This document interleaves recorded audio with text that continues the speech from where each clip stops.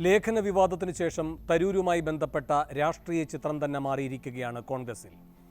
രാഹുലുമായുള്ള തരൂരിൻ്റെ കൂടിക്കാഴ്ചയുമായി ബന്ധപ്പെട്ട സസ്പെൻസാണ് ഇപ്പോൾ ഇല്ലാതായിരിക്കുന്നത്. രാഹുൽ 3 വർഷത്തിന് ശേഷമാണ് തരൂരുമായി ഒരു കൂടിക്കാഴ്ചയ്ക്ക് അനുമതി നൽകുന്നത്. അതുപോലെ തന്നെ പ്രധാനമായിരുന്നു അടുത്ത കാലത്തെങ്ങും രാഹുൽ ഗാന്ധി ഒരു നേതാവിനെയും ഇങ്ങനെ വ്യക്തിപരമായി കണ്ടിട്ടില്ല എന്നത്. ഈ 2 പ്രത്യേകതകളും തരൂർ രാഹുൽ കൂടിക്കാഴ്ചയ്ക്ക് കൂടുതൽ പ്രാധാന്യം നൽകുകയുണ്ടായി. മാത്രവുമല്ല, പുറത്തിറങ്ങി വന്ന ശേഷം തരൂര് മാധ്യമപ്രവർത്തകരുടെ ചോദ്യത്തോട് മറുപടി പറഞ്ഞതും ആ സസ്പെൻസിൻ്റെ മൂല്യം ഉയർത്തി. തരൂർ പറഞ്ഞത് 2 പേർ മാത്രമുള്ള കൂടിക്കാഴ്ചയാണ്, അതുകൊണ്ട് തന്നെ അതിലെ കാര്യങ്ങൾ പുറത്തു പറയാൻ കഴിയില്ല എന്നായിരുന്നു. സ്വാഭാവികമായും രാഹുൽ ഗാന്ധിയിൽ നിന്ന് അത്തരമൊരു ചോദ്യമോ ഉത്തരമോ പ്രതീക്ഷിക്കാനും കഴിയില്ല. പിന്നെ ആകെ ഇതുമായി ബന്ധപ്പെട്ട വിവരങ്ങൾ പുറത്തു പറയാൻ കഴിയുന്ന ഏക വാതിലെന്ന് പറയുന്നത് തരൂരായിരുന്നു. തരൂരും ആ വാതിലടയ്ക്കുകയാണ് ചെയ്തത്. അങ്ങനെ 2 ദിവസം ഈ കൂടിക്കാഴ്ചയുടെ സസ്പെൻസ് അന്തരീക്ഷത്തിൽ നിന്നു. എന്നാൽ ഇപ്പോൾ മാധ്യമ റിപ്പോർട്ടുകൾ വരുന്നത് ഈ കൂടിക്കാഴ്ചയിൽ എന്തൊക്കെ സംഭവിച്ചു എന്നതിൻ്റെ വിവരങ്ങളാണ്. അതിൽ തരൂരിന് മോഹഭംഗം സംഭവിച്ചു എന്ന റിപ്പോർട്ടുകളാണ് ഏറിയ കൂറും വരുന്നത്. ഇവിടെ രാഹുലുമായുള്ള കൂടിക്കാഴ്ചയിൽ തരൂർ ദേശീയ തലത്തിലും കേരളത്തിലും തനിക്ക് എന്ത് റോൾ വേണമെന്ന കാര്യങ്ങൾ ഉപാധിയായി മുന്നോട്ട് വെച്ചു എന്നാണ് മാധ്യമ റിപ്പോർട്ടുകൾ വിശ്വസിക്കാമെങ്കിൽ പുറത്തു വരുന്ന വിവരം. രാഹുലുമായുള്ള കൂടിക്കാഴ്ചയിൽ രാഹുൽ തരൂരിൻ്റെ മനസ്സ് വായിക്കുകയായിരുന്നു. തരൂർ രാഹുലിനോട് പറഞ്ഞത് ദേശീയ തലത്തിൽ പ്രാധാന്യം കിട്ടുന്നില്ല, ദേശീയ തലത്തിൽ നിർവഹിക്കാൻ ഒരു റോള് കിട്ടുന്നില്ല എന്നാണ്. ഇപ്പോൾ ലോക്സഭയിൽ പ്രതിപക്ഷത്തിൻ്റെ മുഖമാകാൻ പോലും യോഗ്യനായിരുന്നു താനെന്നും രാഹുൽ ഗാന്ധി ആ പദവിയിലേക്ക് വന്നതോടെ ആ അവസരം തനിക്ക് നഷ്ടമായി എന്നുപോലും തരൂർ രാഹുലിനോട് പറഞ്ഞതായാണ് മാധ്യമ റിപ്പോർട്ടുകൾ. അതുപോലെ തന്നെ ഭരണഘടന ഉൾപ്പെടെയുള്ള പ്രധാനപ്പെട്ട വിഷയങ്ങൾ പാർലമെന്റിൽ ചർച്ച ചെയ്തപ്പോൾ അതേപ്പറ്റി സംസാരിക്കാനുള്ള അവസരവും അദ്ദേഹത്തിന് നിഷേധിച്ചു എന്ന പരിഭവവും തരൂർ രാഹുലുമായി പങ്കുവയ്ക്കുകയുണ്ടായി. അങ്ങനെ ഓരോരോ കാര്യങ്ങളായി അദ്ദേഹം പറയുന്നു, ദേശീയ തലത്തിലെ വിഷയങ്ങൾ. കൂടാതെ എന്ത് റോളാണ് അങ്ങയ്ക്ക് പ്രധാനമായും വേണമെന്ന് അങ്ങ് ആഗ്രഹിക്കുന്നത് എന്ന രാഹുലിൻ്റെ ചോദ്യത്തിന് യൂത്ത് കോൺഗ്രസിൻ്റെയും NSUവിൻ്റെയും ദേശീയ തലത്തിലുള്ള ചുമതല തനിക്ക് നൽകണം എന്ന ആഗ്രഹം രാഹുലിനോട് തരൂർ പ്രകടിപ്പിച്ചതായുമാണ് അറിയുന്നത്. ആ ഘട്ടത്തിൽ രാഹുൽ കൃത്യമായി അതിന് സംഘടനാപരമായി തന്നെ മറുപടി നൽകുന്നു. സംഘടനയിലൂടെ ഉയർന്നു വന്നവർക്കാണ് അത്തരം ചുമതലകൾ നൽകുക എന്ന്. അപ്പോൾ ആ ഭാഗം അടയുന്നു. അടുത്തതായി തരൂർ മുന്നോട്ട് വയ്ക്കുന്ന ഉപാധി കേരളത്തിൽ അദ്ദേഹത്തിനൊരു റോൾ വേണം എന്നതാണ്. അതുമായി ബന്ധപ്പെട്ട വിവിധ റിപ്പോർട്ടുകളാണ് ഇപ്പോൾ പുറത്തു വരുന്നത്. ഇന്ദിരാഭവനിൽ പ്രവർത്തക സമിതി അംഗമെന്ന നിലയിൽ അദ്ദേഹത്തിനൊരു മുറി തന്നെ വേണം എന്നതടക്കമുള്ള ആവശ്യങ്ങൾ ഉന്നയിച്ചു എന്നാണ് പറയുന്നത്. കേരളത്തിലെ നേതാക്കളോട് തന്നെ ഈ കാര്യം നേരത്തെ ആവശ്യപ്പെട്ടിരുന്നതായും അവർ അത് നിരാകരിച്ചതായും ഉൾപ്പെടെയുള്ള കാര്യങ്ങളാണ് തരൂർ രാഹുലിനെ ധരിപ്പിച്ചത് എന്നുമാണ് അറിയുന്നത്. അവിടെയും കൃത്യമായ ഒരു വാഗ്ദാനം നൽകാൻ രാഹുൽ തയ്യാറായില്ല. ഇപ്പോഴുള്ള ചുമതലകൾ ഭംഗിയായി നിർവഹിക്കുക എന്ന ഉത്തരമാണ് രാഹുൽ തരൂരിന് നൽകിയത് എന്നാണ് വരുന്ന റിപ്പോർട്ടുകളെല്ലാം. അപ്പോൾ തരൂരിന് പറയാനുള്ളത് തരൂർ പറഞ്ഞു, രാഹുൽ അത് കേൾക്കുകയും രാഹുലിൻ്റെതായ കൃത്യമായ മറുപടി തരൂരിന് നൽകുകയും ചെയ്തിരിക്കുകയാണ്. അതുകൊണ്ട് ഭാവിയിൽ തരൂരിൻ്റെ സാധ്യത എന്ന് പറയുന്നത് എന്താണോ കേന്ദ്ര നേതൃത്വവും അതുപോലെ തന്നെ സംസ്ഥാന ഘടകവും ഏത് രാഷ്ട്രീയ ലൈനാണോ സ്വീകരിക്കുന്നത്, കേന്ദ്ര തലത്തിലും സംസ്ഥാന തലത്തിലും കോൺഗ്രസിൻ്റെ ലൈനിനൊപ്പം പോവുക എന്നതല്ലാതെ മറ്റു പോംവഴികൾ തൽക്കാലം തരൂരിൻ്റെ മുന്നിൽ ഇല്ല എന്നതാണ് രാഹുൽ തരൂർ കൂടിക്കാഴ്ചയുടെ അന്തിമ ഫലം. ഇനി ആ ലൈനിൽ എത്രത്തോളം മുന്നോട്ട് പോകാൻ തരൂരിന് കഴിയും എന്നത് തരൂർ ബാക്കി വയ്ക്കുന്ന ഉത്തരമാണ്. തരൂരിനെ കേൾക്കുകയും തരൂരിൻ്റെ ആവശ്യങ്ങൾ ഏകപക്ഷീയമായി നിഷേധിക്കുകയുമല്ല രാഹുൽ ഗാന്ധി ചെയ്തിരിക്കുന്നത്. രാഹുൽ ഗാന്ധി കോൺഗ്രസിൽ ഒരു വലിയ പരിവർത്തനം നടത്തിക്കൊണ്ടിരിക്കുന്നു. അതുകൊണ്ട് തന്നെ ഇപ്പോൾ ഈ പറയുന്ന തരൂരുമായുള്ളൊരു കൂടിക്കാഴ്ചയിൽ തരൂരിൻ്റെ വ്യക്തിപരമായ ആവലാതികൾ പരിഹരിക്കുക എന്ന സങ്കുചിതത്വത്തിലേക്ക് അദ്ദേഹത്തിന് ചുരുങ്ങാനും കഴിയില്ല. ഈ കഴിഞ്ഞ 2 ഘട്ടങ്ങളിലായി AICCയുടെ പുനഃസംഘടനയുമായി ബന്ധപ്പെട്ട് സംഭവിച്ചത് എന്ത് എന്ന് പരിശോധിച്ചാൽ രാഹുൽ തരൂരുമായി ബന്ധപ്പെട്ട് തരൂർ ആവശ്യപ്പെടുന്ന ഉപാധികൾക്ക് വഴങ്ങാതിരിക്കുന്നതിൻ്റെ പ്രത്യേകത മനസ്സിലാകും. ഈ കഴിഞ്ഞ ഫെബ്രുവരി 14-നാണ് AICCയുടെ ഒടുവിലത്തെ ഒരു പുനഃസംഘടന നടന്നത്. ഒരുപാട് പ്രത്യേകതകൾ ആ പുനഃസംഘടനയ്ക്കുണ്ടായിരുന്നു. SC ST OBC ന്യൂനപക്ഷം എന്നിവരെ ഉൾക്കൊള്ളണം എന്ന രാഹുലിൻ്റെ ഇപ്പോഴത്തെ നിലപാടിന് പ്രതിഫലിപ്പിക്കുന്ന വിധത്തിലായിരുന്നു ആ പുനഃസംഘടന. നമുക്കതിൻ്റെ വിശദാംശങ്ങളൊന്ന് പരിശോധിക്കേണ്ടതുണ്ട്. 2 സംസ്ഥാനങ്ങളിലേക്ക് പുതിയ ജനറൽ സെക്രട്ടറിമാർ വരുന്നു, 9 സംസ്ഥാനങ്ങളിലേക്ക് പുതിയ ചുമതലക്കാർ വരുന്നു. ഡിസംബർ 26-ന് പ്രവർത്തക സമിതി ചേർന്നിരുന്നു. ആ പ്രവർത്തക സമിതിയിലെ ആലോചനയുടെ ഭാഗമായി വന്ന മാറ്റമാണ് ഈ പുനഃസംഘടനയിൽ പ്രതിഫലിച്ചിരിക്കുന്നത്. 11 പേരാണ് അപ്പോൾ മൊത്തം. 2 പുതിയ ജനറൽ സെക്രട്ടറിമാർ, 9 സംസ്ഥാനങ്ങളിലെ ചുമതലക്കാർ. ഈ 11 പേരിൽ 5 പേർ OBC-ക്കാരാണ്. ഒരു ദളിത് പ്രതിനിധിയുണ്ട്, ഒരു മുസ്ലിമുണ്ട്, ഒരു ഗോത്രവിഭാഗമുണ്ട്, 3 പേർ മേൽജാതിക്കാർ. ഇതാണ് ഈ ഏറ്റവും ഒടുവിൽ നടന്ന പുനഃസംഘടനയിലെ ഘടന. ഛത്തീസ്ഗഡ് മുൻ മുഖ്യമന്ത്രി ഭൂപേഷ് ബാഗൽ ഒരു OBC നേതാവാണെന്ന് എല്ലാവർക്കും അറിയാം. അദ്ദേഹത്തിന് പഞ്ചാബിൻ്റെ ചുമതല നൽകിയിരിക്കുന്നു. സയ്യിദ് നസീർ ഹുസൈൻ മുസ്ലിം മുഖമാണ്, കോൺഗ്രസിൻ്റെ രാജ്യസഭാ MP ആണ്. അദ്ദേഹം ജനറൽ സെക്രട്ടറിയായി ജമ്മു, ലഡാക്ക് എന്നിവയുടെ ചുമതലയിലേക്ക് വരുന്നു. 9 സംസ്ഥാനങ്ങളുടെ ചുമതല നേരത്തെ പറഞ്ഞതുപോലെ തന്നെ വീതം വെച്ച് കൊടുക്കുമ്പോൾ അതിൽ ഈ ഒഡീഷയിൽ നിന്നുള്ള ഗോത്ര നേതാവായ സപ്തഗിരി സൻകർ ഉലഗയ്ക്ക് മണിപ്പൂർ, ത്രിപുര, സിക്കിം, നാഗാലാൻഡ് എന്നിവയുടെ ചുമതല നൽകുന്നു. അജയ് കുമാർ ലല്ലു മറ്റൊരു OBC നേതാവാണ്, UP-യിലെ മുൻ PCC പ്രസിഡന്റാണ്. അദ്ദേഹത്തിന് ഒഡീഷയുടെ ചുമതല നൽകുന്നു. ഹരിയാനയുടെ ചുമതലയിലേക്ക് BK ഹരിപ്രസാദ് വരുന്നു. അതുപോലെ തന്നെ മധ്യപ്രദേശിൻ്റെ ചുമതലയിലേക്ക് ഹരീഷ് ചൗധരി വരുന്നു. തമിഴ്നാട്, പോണ്ടിച്ചേരി എന്നിവയുടെ ചുമതലകൾക്കായി ഗിരീഷ് ചോദൻകർ വരുന്നു. ഇവരെല്ലാം OBC വിഭാഗത്തിൽ നിന്ന് വരുന്നതാണ്. തരൂർ ശ്രദ്ധിക്കേണ്ട 2 കാര്യങ്ങളുണ്ട്. ഒന്ന്, ജാർഖണ്ഡിൻ്റെ ചുമതല നൽകിയത് ആർക്ക് എന്നതാണ്. K. രാജു എന്ന് പറയുന്ന ഒരു മുൻ ബ്യൂറോക്രാറ്റിനാണ് ഈ ചുമതല നൽകിയിരിക്കുന്നത്. അദ്ദേഹം ദളിത് വിഭാഗമാണ്. നമുക്കറിയുന്നതാണ് തരൂരിൻ്റെയും പശ്ചാത്തലം. ഒരു ബ്യൂറോക്രാറ്റ് എന്ന് വിശേഷിപ്പിക്കാവുന്ന പശ്ചാത്തലമാണ് തരൂരിനും. പക്ഷേ തരൂർ ഒരു ഉന്നത ജാതിയിൽ നിന്ന് വരുന്നയാളാണ്. ഇവിടെ രാജുവിനെ അക്കോമഡേറ്റ് ചെയ്യുന്നു, രാജുവിനെ പുതിയ ചുമതലയിലേക്ക് മാറ്റുന്നു കോൺഗ്രസ്, ജാർഖണ്ഡിന് ചുമതല നൽകിക്കൊണ്ട്. ദളിത് വിഭാഗത്തിൽ നിന്നുള്ളയാളാണ് എന്ന സവിശേഷത കൂടി പരിഗണിച്ചുകൊണ്ടാണ് ആ ചുമതല നൽകുന്നത്. അപ്പോൾ ബ്യൂറോക്രാറ്റ് അല്ലെങ്കിൽ മറ്റു മേഖലകളിൽ വലിയ വൈദഗ്ധ്യമുള്ള ആളുകൾ എന്നതല്ല ഇനി കോൺഗ്രസിനെ സംബന്ധിച്ച് ഉയർന്ന പടികളിൽ എത്തുവാനുള്ള അവസരമായി വരുന്ന യോഗ്യത. മറിച്ച് രാഹുൽ ഗാന്ധി ഇപ്പോൾ മുന്നോട്ട് വയ്ക്കുന്ന ഈ ജാതി സെൻസസ് അടക്കമുള്ള വിഷയങ്ങളുടെ പ്രതിഫലനം സംഘടനാ തലത്തിൽ കോൺഗ്രസിൽ കണ്ടു തുടങ്ങുന്നു എന്നതാണ്.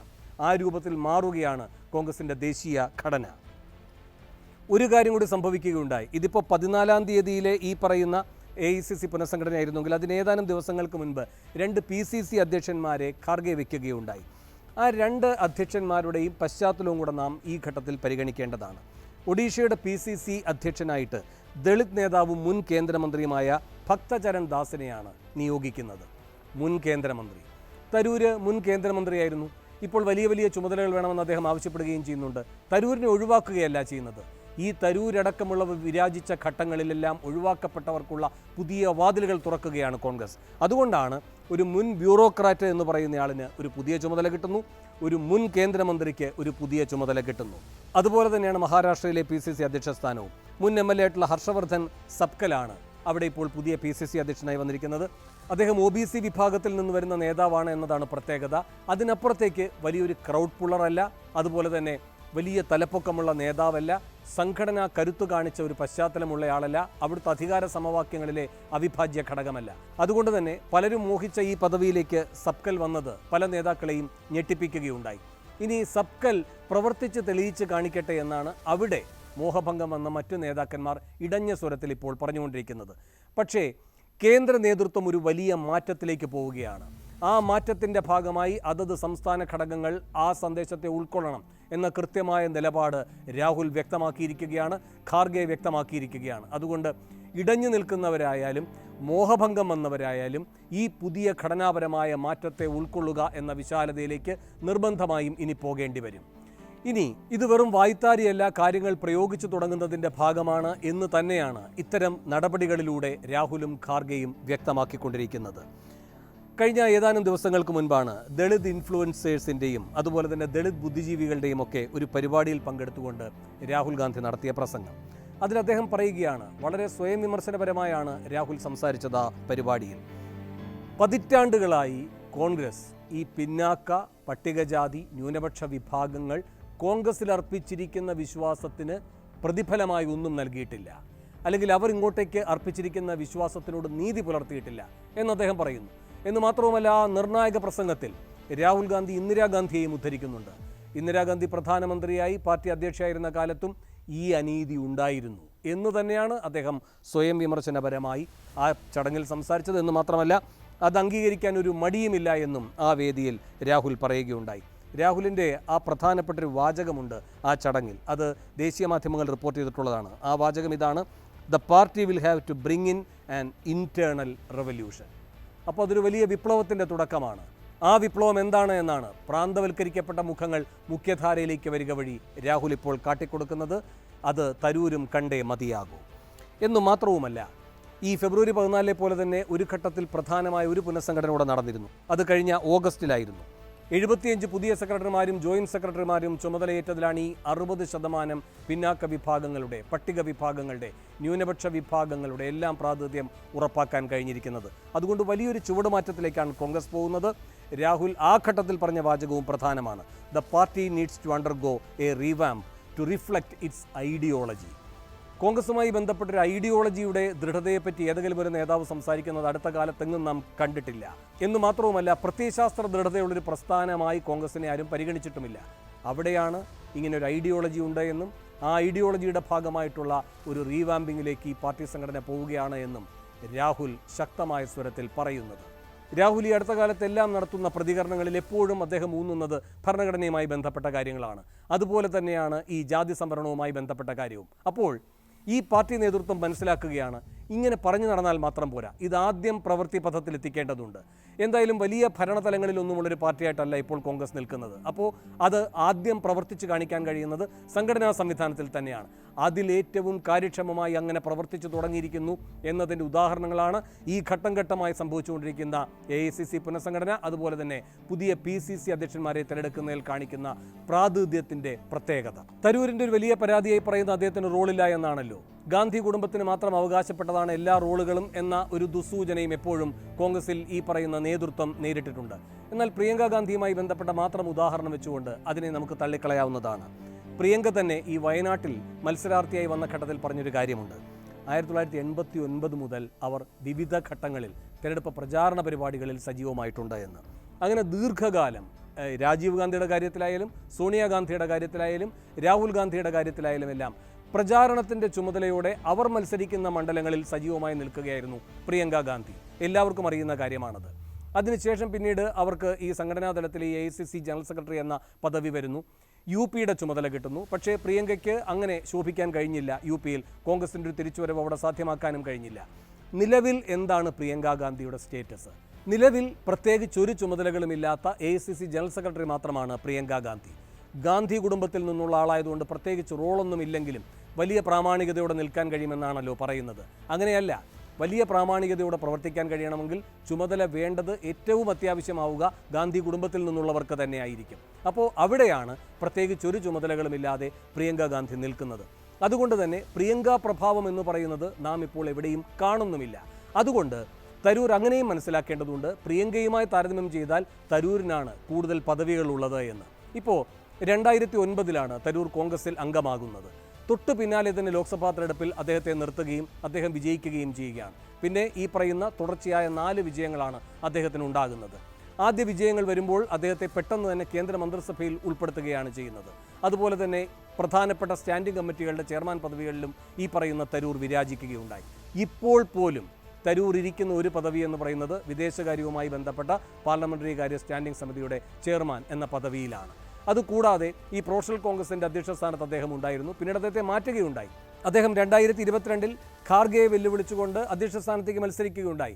ആ വെല്ലുവിളി എല്ലാവർക്കും അറിയുന്ന പോലെ ഖാർഗെയുടെ നേർക്കായിരുന്നില്ല, ഗാന്ധി കുടുംബത്തിന് നേർക്കായിരുന്നു. അങ്ങനെ മത്സരിക്കുകയും തോൽക്കുകയും ചെയ്തെങ്കിലും പിന്നീടും ഈ പറയുന്ന CWCയിലേക്ക് അദ്ദേഹത്തെ എടുക്കുകയാണ് ചെയ്തിട്ടുള്ളത് കോൺഗ്രസ് നേതൃത്വം. അപ്പോൾ വലിയ വെല്ലുവിളി ഉയർത്തി റിബൽ എന്ന് വേണമെങ്കിൽ പോലും പറയാവുന്ന രൂപത്തിൽ മത്സരിച്ച തരൂരിനെ പിന്നീടും ഉൾക്കൊള്ളുന്ന കോൺഗ്രസിനെയാണ് നാം കാണുന്നത്. അപ്പോൾ ഈ ഘട്ടങ്ങളിലെല്ലാം മനസ്സിലാക്കേണ്ട ഒരു കാര്യം, തരൂരിനെ പരമാവധി കോൺഗ്രസ് ഉൾക്കൊള്ളുന്നുണ്ട്, കോൺഗ്രസിനെ എത്രമാത്രം തരൂർ ഉൾക്കൊള്ളുന്നുണ്ട് എന്ന ചോദ്യമാണ്.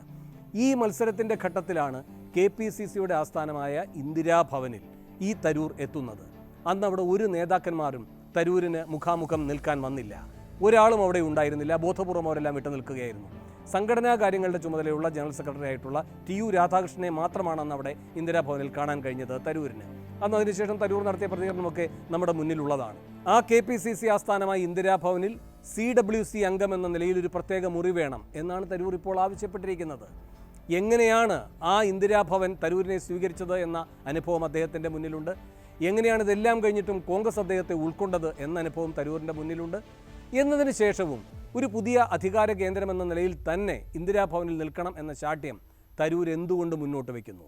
തരൂരിന് കേരളത്തിൽ ഒരു റോൾ വേണ്ടതുണ്ട്. ആ റോൾ വേണമെങ്കിൽ ഇന്ദിരാഭവനിലെ ഒരു മുറി അനിവാര്യമാണ്.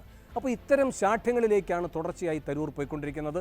അതുകൊണ്ടാണ് ഓരോ തവണയും തരൂരിനെ കോൺഗ്രസ് ഉൾക്കൊള്ളുന്നു, കോൺഗ്രസിനെ എത്രമാത്രം തരൂർ ഉൾക്കൊള്ളുന്നു എന്ന ചോദ്യം വീണ്ടും വീണ്ടും പ്രസക്തമാകുന്നത്.